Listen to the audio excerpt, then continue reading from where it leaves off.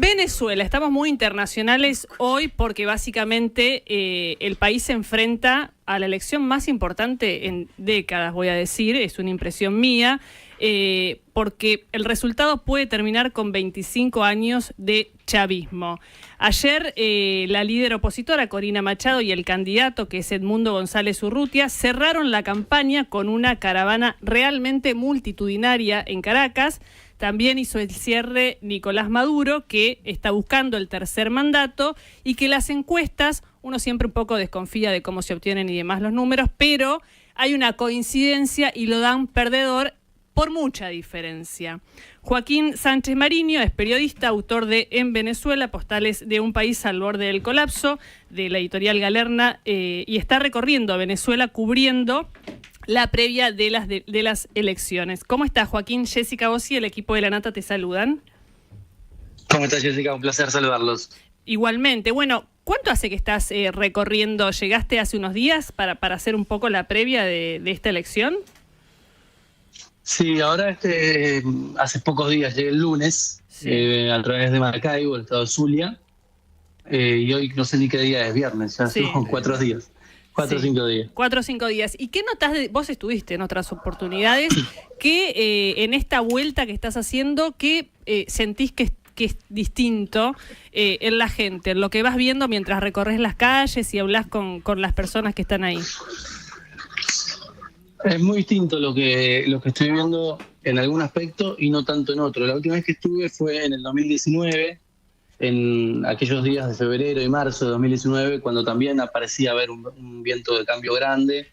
Era cuando Guaidó se había proclamado presidente y había una gran efervescencia en la gente que creía también que podía haber un cambio.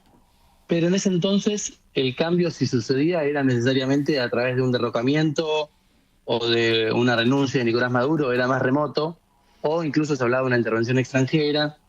Era un poco más caótico, si se quiere, más anárquica la posibilidad de un cambio. En cambio ahora la misma esperanza, veo la misma esperanza o más, porque además se motoriza a través de unas elecciones, ¿no? Claro. Entonces que esté el sistema democrático les da un poco más de esperanza. Los venezolanos hace por lo menos 15 años que ganan esperanza, se entusiasman, se decepcionan, se alejan de la política, vuelven a entusiasmarse. Es parte de ese ciclo y no sabemos si este será el definitivo. Sí. ¿Ves una oposición más organizada y más movilizada? Porque, bueno, por supuesto hay que ver y esperar cómo se desarrolla primero el comicio del domingo, pero básicamente si hay un resultado que es positivo para la oposición, lo que va a empezar a surgir es, bueno, si se reconoce el resultado y cómo es la transición. ¿Hay una capacidad de movilización de la oposición? La oposición está organizada y unida como nunca. Primero a nivel político, ¿no? Finalmente logró armar un frente significativo, que es lo que provoca que tenga tantas buenas perspectivas para el domingo. Y por otro lado está muy organizada en términos logísticos. Ayer María Corina Machado, la líder de la oposición, decía que tenían cerca de 1 millón de personas afectadas a la fiscalización. Eso es un número enorme, teniendo en cuenta que es un electorado de supuestamente 20 millones, pero con todos los que están afuera del país se estima que voten 16 millones de personas. ¿A dónde se vota en Venezuela? ¿Se vota en los colegios o no? ¿O en qué lugares? Es una buena pregunta, porque tengo las direcciones donde tengo que ir a cubrir, pero no sé qué son, así que no lo sé. Pero bueno, te lo puedo contar el domingo. No, está bien, pero decís que hay, como decías, más de 1 millón de fiscales voluntarios que van a seguir todo el proceso. Eso es lo que anunció María Corina, porque unos días antes hizo una denuncia de que en realidad no le estaban permitiendo inscribir a los testigos, claro, que son los fiscales, que les tienen que dar unas credenciales. Esto lo organiza todo el CNE. El Consejo Nacional Electoral, para que sepan, en Venezuela hay un poder aparte, como nosotros tenemos la división de poderes, acá tienen más de 3, tienen un poder electoral de por sí, que teóricamente es independiente del Poder Ejecutivo, pero en la práctica el titular, el presidente del Consejo Nacional Electoral, se llama Elvis Amoroso, es una persona puesta por Maduro, o sea que no es para nada independiente. Y es el Consejo Nacional Electoral el que habilita o no habilita testigos, y por eso hay tanta dificultad para este proceso. Claro. Joaco Gonzalo Sánchez te saluda, ¿cómo estás? ¿Cómo estás, Gon? Bien, todo bien. Escúchame, Joaco, ¿no nos podés dar una postal de la vida cotidiana del venezolano para entender qué es lo que define la elección? ¿Qué es lo que puede sacar a Maduro del poder? La guita, el salario, que hoy escuchaba que un sueldo promedio es $5 y que en el sector privado las empresas ponen un bono de 300 o $200, pero como no es remunerativo, después no sirve para la indemnización. Sé que hay como mucha bronca con eso, pero es lo que llega de lecturas. No sé si es así. ¿Nos podés contar qué es lo que puede sacar del poder a Maduro? Yo creo que principalmente acá siempre hablan de la situación país, ¿no? De la situación económica es el factor principal. Uh-huh. Hay que reconocer que en los últimos 5 años cambió bastante. Sobre todo a partir de la dolarización, una dolarización de hecho, no formal, pero sí de hecho. Sí. Eso logró estabilizar un poco la inflación. La inflación hace 5 años era de 1.000.000% anual. Sí. Ahora la inflación está bastante más baja, el último fue de 1%. Esto agarrado al hecho de que dolarizaron.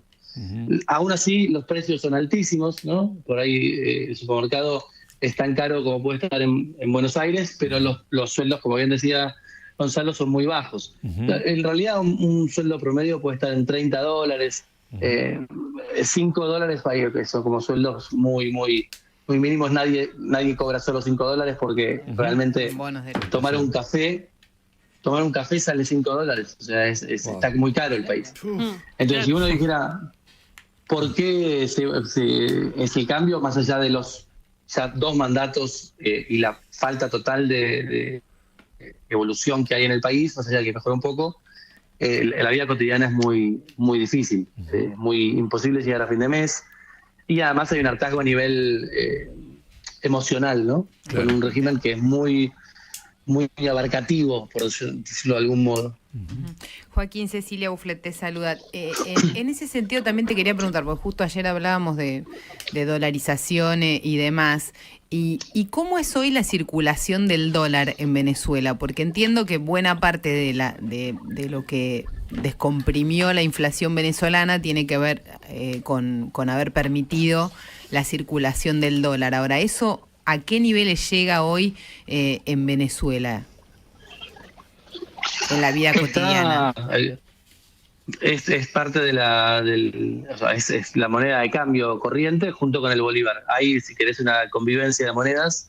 De hecho, vos vas a un puestito en la calle a comprarte una arepa, algo vendido en un barrio popular, en una esquina, y al comprador o al que le compras alguna cosa a un vendedor ambulante, tiene un fajo de dinero con dólares y con bolívares. Y te dice, no sé, 150 bolívares, digo, ¿cuánto es en dólares? $3, $4, ok, te puedes pagar en dólares, te vuelven bolívares o en dólares. No hay... La circulación es absoluta, digamos, hasta en el cambio chico de las pequeñas cosas cotidianas. Absoluta, si por ahí no tienen $1 para devolverte, te devuelven Claro. 30 bolívares, pero es completamente natural y también, además de la dolarización, al bolívar le sacaron varios ceros. Claro. En 2019 para pagar un café uno tenía que ir literalmente una bolsa de plata, Sí, con para el los transporte bolívares público. con una máquina. Exacto. Para Ahora tomar el cambió transporte eso y exactamente. Ahora eso cambió y un dólar 30, 35, 40 bolívares. Entonces es bastante sencillo. Claro. Joaquín, ¿cómo te va? Rolando Barbano te saluda. Un poco en línea con lo que te preguntaba Gonza, te quería preguntar qué es lo que promete González Urrutia, o sea, qué plan está ofreciendo. Está claro, vos hablabas de un hartazgo, diríamos, cultural o social de este régimen tan extendido. Obviamente la situación económica que siempre es trascendental en una elección, pero ¿cuál es la promesa del cambio? ¿Qué consignas tiene? Hay una consigna, por ejemplo, trasladándolo esto a...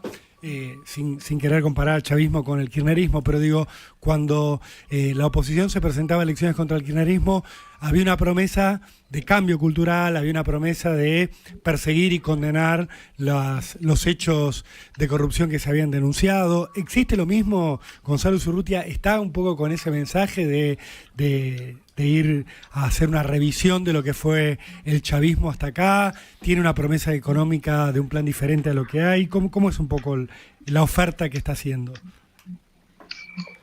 Bien, bueno, tienen un poco las manos atadas por un aspecto particular que es la famosa negociación, ¿no? La negociación de salida. Paso a explicar. Por un lado, en el cierre de campaña ayer, González Urrutia dijo que la plataforma de gobierno la van a presentar post-elección, que la tienen, que el plan de gobierno lo tienen, pero lo van a presentar después de la elección. Wow. Por otro lado, él se adelantó que sí, obviamente que acá también hay un hartazgo por la situación de los derechos humanos, los presos políticos.